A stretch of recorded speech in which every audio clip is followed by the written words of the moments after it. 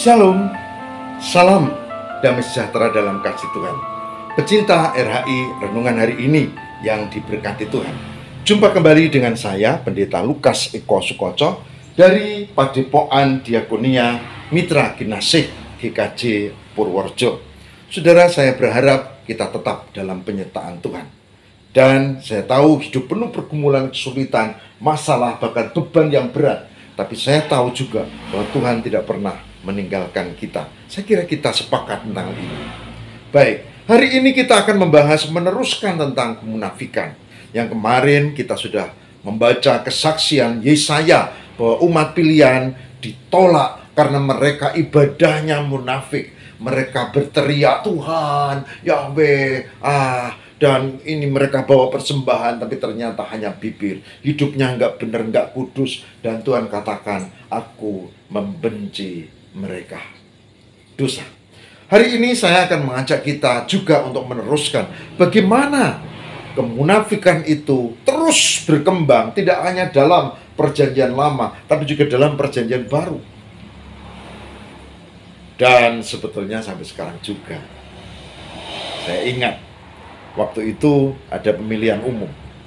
Penghitungan suara sedang berproses. Dan kita semua dikejutkan waktu itu ya.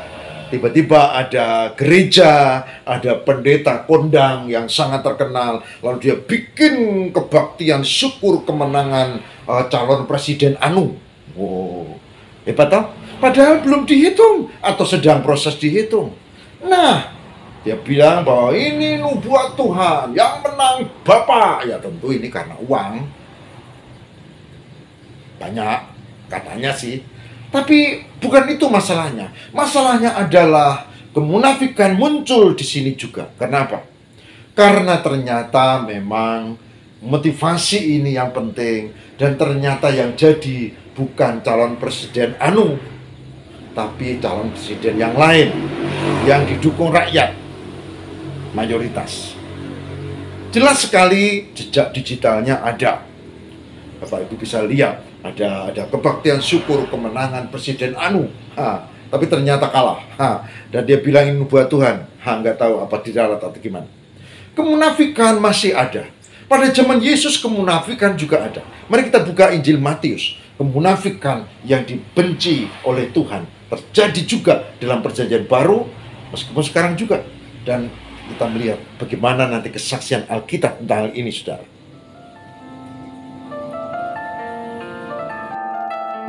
Saya mengajak kita membuka kitab Injil Lukas. Ya, kitab Injil Lukas pasal 3. Lukas 3 ayat 7-9. Ini teguran yang menohok untuk orang-orang yang munafik yang terjadi pada zaman Yohanes Pembaptis. Yang demikian, Lukas 3, 7-9. Lalu ia berkata kepada orang banyak yang datang kepadanya untuk dibaptis. Katanya, hai kamu, keturunan ular beludak, siapakah yang mengatakan kepada kamu? Siapakah yang mengatakan kepada kamu melarikan diri dari murka yang akan datang? Jadi, hasilkanlah buah-buah yang sesuai dengan pertobatan. Dan janganlah berpikir dalam hatimu, Abraham adalah bapa kami. Karena aku berkata kepadamu, Allah dapat menjadikan anak-anak bagi Abraham dari batu-batu ini. Dan kapak sudah tersedia pada akar pohon. Dan setiap pohon yang tidak menghasilkan buah yang baik akan ditebang dan dibuang ke dalam api. Lukas 3 ayat 7-9. Ya, pecinta RHI, renungan hari ini yang diberkati Tuhan. Perjanjian baru mencatat salah satunya Injil Lukas yang tadi kita baca, ya, Lukas 3.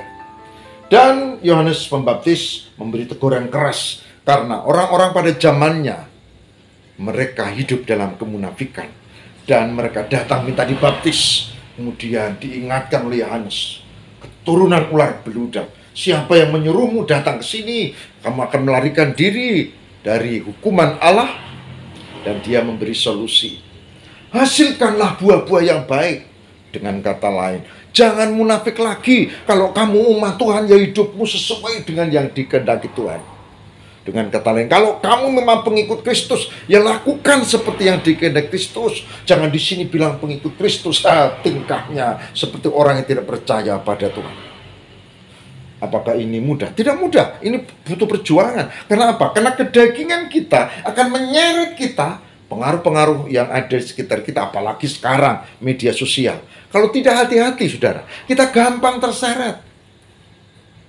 Oleh sebab itu, teguran ini dikatakan tegas. Hasilkanlah buah yang baik. Hasilkanlah buah yang baik. Dikatakan apa? Kapak sudah tersedia di akar pohon. Dan pohon yang tidak berbuah baik ditebang, ditegur, kemudian dilemparkan ke dalam api. Ini ancaman tentang hukuman kekal, api neraka.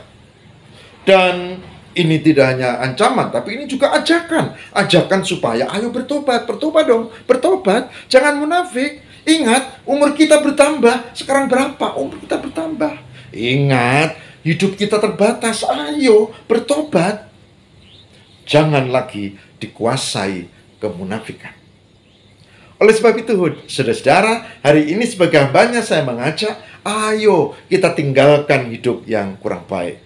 Kita tinggalkan kemunafikan, kita datang kepada Tuhan, dan kita akui, Tuhan, ampuni aku.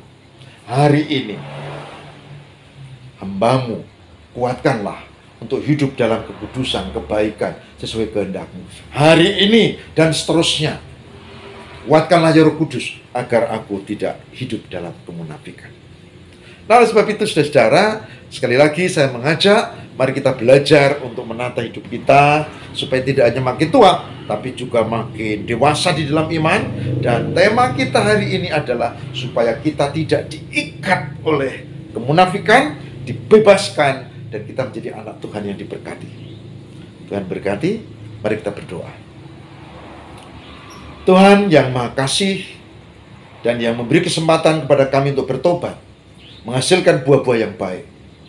Ajarilah kami supaya kami juga mampu tidak menuding orang lain saja, tapi terlebih melihat diri, berefleksi, mawas diri, sehingga kami mampu untuk hidup dalam kebenaran dan bukan kemunafikan. Semoga Tuhan memberkati para pecinta RHI renungan hari ini, supaya berani hidup dalam kekudusan dan lepas dari kemunafikan. Tolonglah kami ya Allah. Tolonglah kami ya Tuhan. Ya Roh Kudus, kuatkanlah kami. Karena tanpa-Mu apalah daya kami. Kami mohon kabulkanlah doa kami. Demi Kristus pengantara kami. Haleluya. Amin.